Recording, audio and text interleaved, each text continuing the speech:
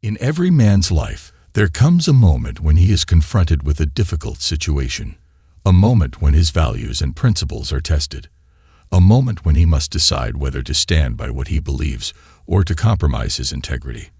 And sometimes, those challenges come in the form of a woman.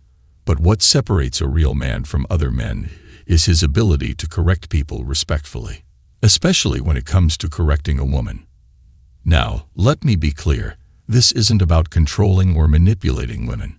It's about setting a good example and communicating respectfully in a relationship in a healthy way. So without further ado, let's get started. Number 1. Use emotional intelligence. In the game of being a gentleman, words alone won't cut it. It's all about knowing the right moment of when to speak and when to remain silent. This is known as emotional intelligence. You can have all the right words in your arsenal, but if you unleash them at the wrong moment, they'll just be wasted breath.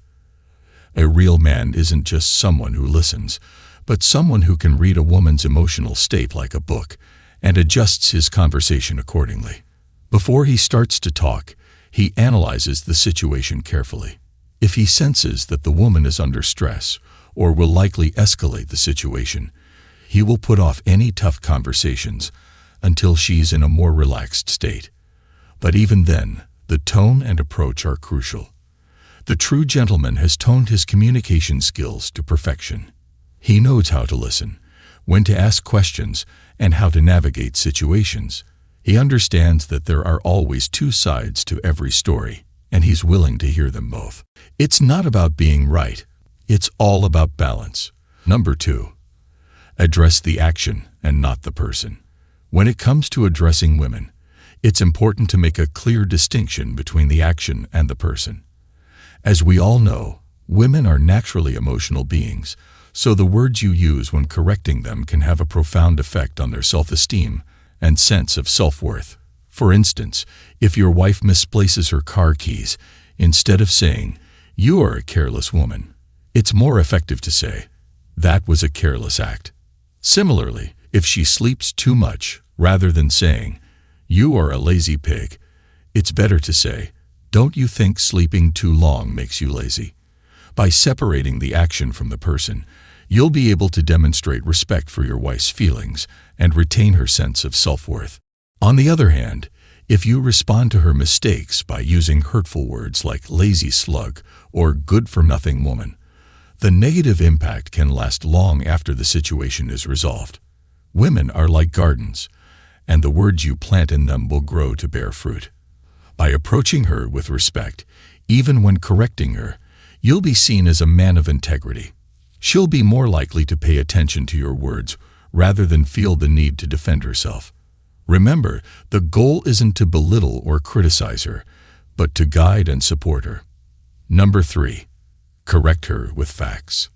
When it comes to correcting a woman, it's all about passing information in a way that will create a positive impact. And that starts with being factual when speaking. First and foremost, it's essential to speak with facts and not ideologies.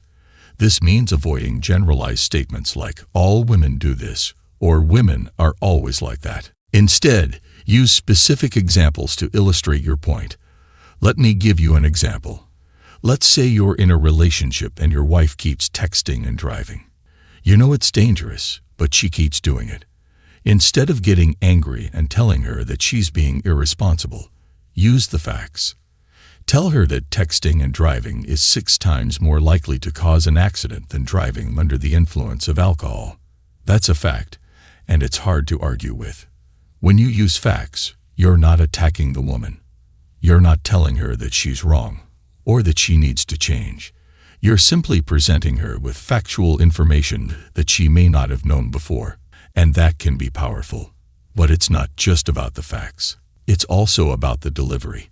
A real gentleman knows how to deliver a message in a way that will be received positively. That means speaking with empathy and understanding. It means listening to the woman's perspective and acknowledging her feelings. It means being patient and not getting defensive. Number 4. Give her a chance to explain. In the art of being a gentleman, it's imperative to know when to take a step back and analyze the motives of your partner before reacting in a manner that you might regret. It's all too easy to jump to conclusions, to lash out in anger without giving her a chance to explain herself. But that is not the mark of a true gentleman. Let's take an everyday scenario. You come home from work, and your partner hasn't prepared dinner. It's easy to assume that she's being negligent or apathetic, but what if something else is going on? What if she's stuck in traffic, or she's had an unexpected work event? It's in these moments that you need to pause to reflect and to ask yourself if there's more to the story than meets the eye. When you take the time to listen to your partner, you're not just showing her respect, you're also creating a space for her to be heard and understood. It's important to ask her what happened, why it happened, and how it can be fixed. In doing so, you're not only strengthening her, but you're also setting a precedent for how you want to be treated in return. Being a gentleman is not about being punitive or about always having the last word. It's about being reasonable, respectful, and understanding. 5.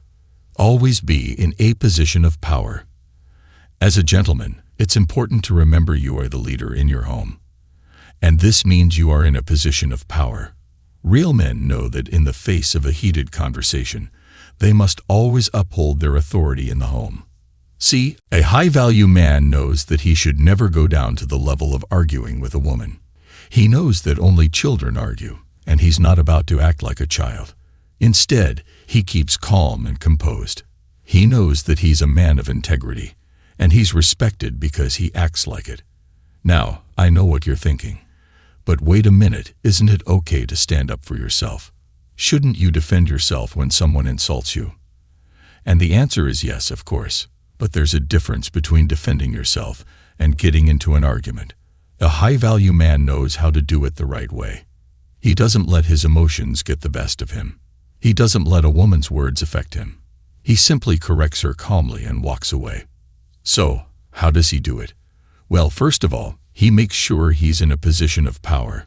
He's not going to correct a woman if he feels weak or insecure. Secondly, he never insults or belittles a woman. Instead, he uses logic and reason to make his point. He calmly explains why he disagrees with her, and he does it in a way that shows he respects her. And finally, he knows when to walk away.